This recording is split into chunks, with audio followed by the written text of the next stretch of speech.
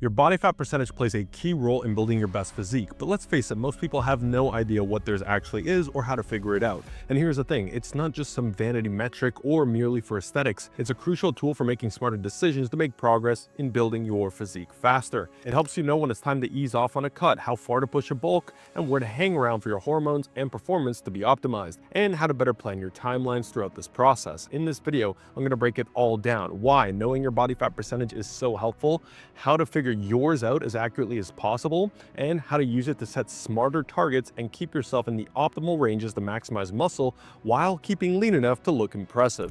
So by the end of this video, you'll know exactly where you stand, but more importantly, where to go next from here. So to break down the obvious, body fat percentage is the percentage of your total weight that comes from body fat. Everything else, your muscles, bones, water, and organs, is what we call lean mass. The reason it's important to assess your body fat percentage at key times throughout the year is because it helps guide your decisions and timelines for bulks, cuts, maintenance phases, and to make sure you're optimizing performance throughout that process. When you're cutting, for instance, understanding your body fat percentage helps you figure out how lean you can realistically get without pushing it too far. Drop too low and your ability to recover, train, and grow comes to a screeching halt. At that point, you're not building muscle anymore, you're risking losing it. For bulking, it serves the opposite purpose. Keeping an eye on your body fat percentage keeps you from pushing too far and adding unnecessary fat. Now, once you bulk beyond a certain body fat level, most of the weight you're gaining isn't really helping your physique, it's just fat that you're going to later spend months cutting.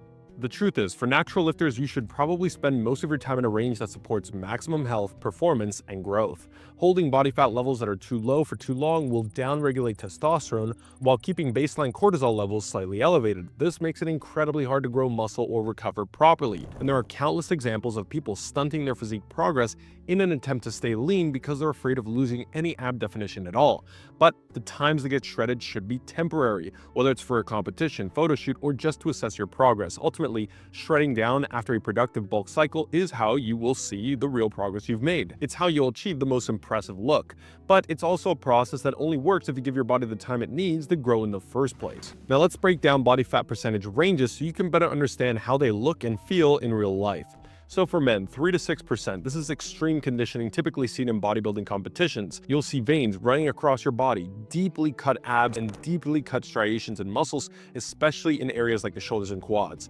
While this looks incredible, it's barely sustainable for long periods and often comes at the expense of energy, strength. Hormones also take a big hit when you're this lean, 8 to 12%. So this is the lean and athletic look. Think fitness models or cover-ready physiques. Abs are clearly visible, muscle separation is sharp, and vascularity is noticeable without looking unhealthy. Energy levels, strength, and overall performance are still solid in this range, making it the ideal sweet spot for looking impressive while staying functional. Personally, this is the range, typically closer to the end of that range, that I like to cut down to every single year to year and a half. 12 to 15%. This range is a great balance between getting lean and staying in what we call the well-fed state. Here, performance, recovery, and muscle growth are fully optimized for the most part. Abs may still be somewhat visible, especially in good lighting, and muscle definition remains noticeable.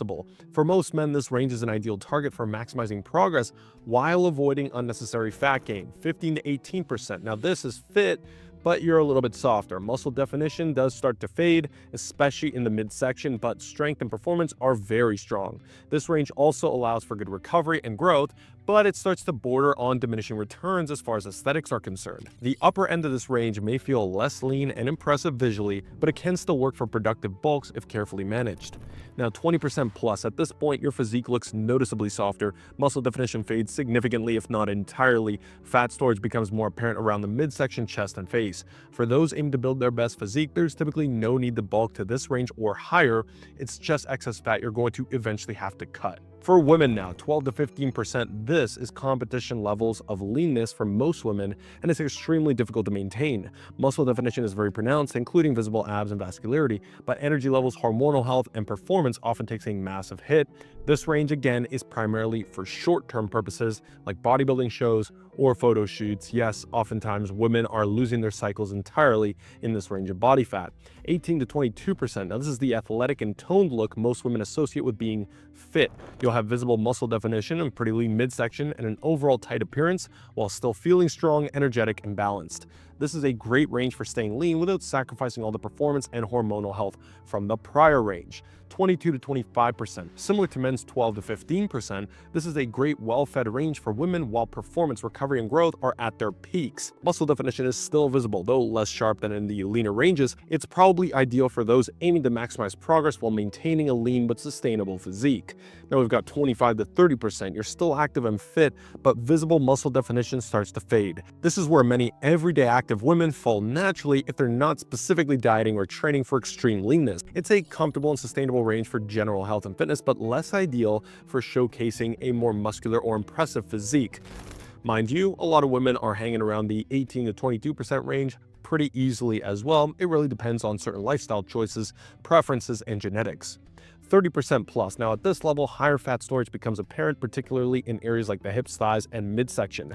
While it's not conducive to building an impressive physique, this range doesn't mean that you can't be healthy. It just might require more effort to see the visual muscle definition associated with the leaner look. And again, you're setting yourself up for a longer cut down the line if you want to get to an impressive level of leanness. What about genetic variance? So it's important to remember that genetics play a big role in how body fat is distributed. Two people at the exact same body fat percentage can look completely different. Some people may store more fat around their midsection, while others might hold it in their thighs or their face. Similarly, the amount of muscle you carry significantly affects how you look at any given body fat percentage. So keep this in mind as we move into the next section. So now that you've seen examples of body fat percentages, how do you figure out your own? Let's go through the best ways to estimate it along with pros and cons of each approach. Number one is a visual cross-referencing. So the simplest and fastest way to estimate your body fat percentage is simply comparing your physiques to reference images like the ones provided earlier in the video, or just searching up videos and pictures online of different body fat percentages on either a man or woman, depending on what you are. Take a clear progress photo of yourself, or just look at the ones you already have, and compare it to the examples of these body fat percentages we covered earlier. This isn't perfect, obviously, but it's quick and it's free, and you can get a rough idea, hopefully, of where you currently stand. That said, most people tend to underestimate their body fat percentage. A good rule of thumb here is to add probably about 2% to whatever number you think it is. This helps account for the common bias we have when assessing our own physiques and keeps expectations a little bit more realistic. Number two is bioelectrical impedance analysis. Now, you've probably seen those bathroom scales or have one of them that claims to measure body fat percentage by sending a small electrical current through your body. This is also apparent with the devices that we typically have at the gym, where you're holding onto it out in front of you. These devices are convenient, but the numbers can be influenced by factors like hydration, overall glycogen storage levels at the moment, time of day, and how much food you've had in your stomach.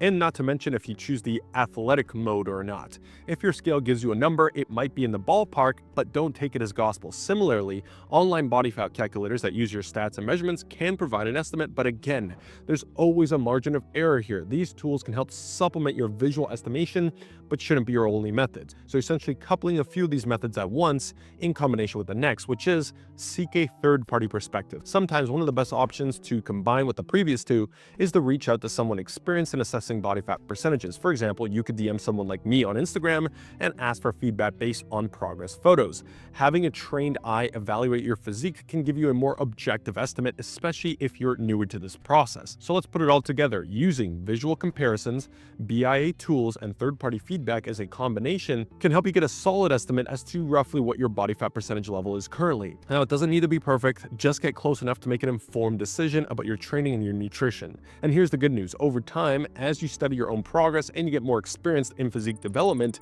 you'll develop a more trained eye for spotting these differences yourself. Now, it is worth mentioning skinfold measurements and DEXA scans. Now, if done by a professional, skinfold measurements can be quite accurate at times and are a practical option for tracking trends in body fat over time, perhaps. DEXA scans, while extremely accurate for measuring bone density, have a notable margin of error still for body fat percentage. Now, given the cost and the time involved for those, for either of these methods, they're rarely worth it for most people unless you have a very specific need for as precise data as possible, or as many data points as possible. The bottom line is that all of these methods have some margin of error, so don't stress over being exact. The goal is to take an educated guess, get some expert feedback when possible, and use your best judgment. It's not the end of the world if you're off by 2%. It's just a general guide to help you make better decisions moving forward. So focus on consistency in your approach, and over time, you'll have a much clearer picture of where you stand. So based on all that we've covered so far, let's set some clear body fat percentage targets for you to aim for in each part of your journey. Number one is setting targets for cutting. When shredding down, aim for a body fat percentage that's lean but sustainable. So for most men, that means ending your cut somewhere between 8 and 12%, where you're going to have that sharp muscle definition without compromising muscle retention and recovery. For women, the target is 18 to 22%. So we're just adding about 10% body fat to all the targets for women. Again, this range is going to offer a lean toned look without venturing into the extremes that negatively impact hormonal health. Now, this is a decently wide range. The point being that if you can push to the lower end of these ranges and still feel good, go for it. If you're met with lots of diet fatigue and you're only just now reaching the roughly 12% as a man or 22% as a woman mark respectively, then you might be okay to end the cut there as well. Number two is the transition from cutting to growth. So after a successful cut, the next step is critical, transitioning into growth while keeping body fat levels in check. If you finish your cut at the lower end of the target range, let's say around that 8% for men or 18% for women, aim to reverse into a maintenance and stabilize around the 11 to 12% mark for men, 21 to 22% mark for women. This gives you enough room to start a productive surplus later without getting fat too quickly. Now, for those who end the cut closer to the higher end of the body fat range, say 12% for men or 22% for women, reverse cautiously to stay around that body fat percentage. Gaining too much fat during this reversal could leave you starting your bulk closer to 14 to 15% or 24 to 25% respectively, limiting how long you can maintain a conservative surplus before needing to cut again or stop and hold at maintenance. The key is a slow, controlled transition, gradually increasing calories while tracking closely. Once stable at a healthy body fat percentage, introduce a slight calorie surplus of 5 to 10% to begin building muscle without unnecessary fat gain. If you want to ensure that you've got the right plan dialed in for your current goal on body fat percentage, make sure to jump into the Modern Physique Hub down below to get it directly from me and my team, along with the training, tracking, and nutrition needed for max results. Number three is establishing healthy ranges for growth. So once you've leaned out, you've assessed your baseline physique, it's time to move into the slow surplus to maximize muscle growth while keeping fat gain in check. As we know, the healthy range for men is typically around 12 to 18%, and for women 22 to 28%. That said, I recommend setting a personal stop loss limit of around 15% for men and around 25% for women to account for potential margin of error when estimating body fat. So staying within these ranges is going to keep you in a well-fed state where your recovery performance and muscle building potential are optimized without needing a massive cut later on to get back down to this leaner baseline level physique. Personally, over the last 14-month bulk of 2024, I got up to an estimated 16% body fat peak bulk, which I've now started cutting down from to reveal the progress I made over the last 14 months a lot more clearly. Number four is why a stop loss is key. So a stop loss is your upper limit for body fat during a bulk. If you hit 15% as a man or 25% as a woman, it's time to reassess and potentially slow down. Continuing the bulk past this point is usually counterproductive, as the excess fat gain doesn't contribute to further muscle growth, as I've covered. It's just setting you up for a longer cut, which is never an ideal process. A cut should be get in and get out. Instead, pause, clean up the diet a little bit, see what you can optimize, and possibly just drop back to a maintenance or even a slight deficit, 5 to 10%. To reset before continuing, as now, if you do have a little bit extra body fat, you are able to put some of that, liberate some of that tissue for energy to put towards muscle growth. Ultimately, using body fat percentages as a tool helps you better gauge how far you are from your next goal and how long it might take to get there. It keeps you within appropriate ranges for optimal progress year after year, ensuring you're not wasting time cutting too often or bulking too inefficiently. Staying intentional with these metrics allows you to plan your physique journey strategically and stay on track for maximum growth and performance. But even with the best intentions, there are some common problems people run into or just don't realize when it comes to understanding or measuring body fat percentage. Number one is thinking body fat is a reliable metric to track regularly. Body fat percentage is mostly an estimate. Whether it's from a scale, a gym's bioimpedance device, or even a caliper test, the number can fluctuate due to factors like hydration, measurement error, lighting, angles, genetics, and all the rest. Many people make the mistake of using these numbers as a regular feedback tool for progress, but focusing on the 5 key metrics: strength gains, visual changes in the form of progress photos, measurements, weight trends, and nutrition is far more more reliable. Body fat is useful to keep an eye on, but it should not be obsessively or even regularly tracked. Number 2 is waiting to figure out an exact percentage before moving forward. Now, it's easy to get stuck trying to pinpoint your body fat percentage before deciding your next step, but the reality, you don't need precise numbers to know what to do next. We all objectively know if we're lean or if we're carrying too much fat. If you're asking, should I bulk, cut, or recomp, and you've got too much fat to look impressive, you already kind of know the answer. Cut or recomp. Don't overcomplicate it, but I am going to drop a full video on this topic coming soon. Number 3 is staying too lean and trying to bulk without letting go of the abs. This mistake is very common. Trying to maintain visible abs year-round and lean bulking with laughably tiny surpluses, or oftentimes not even achieving a steady surplus at all.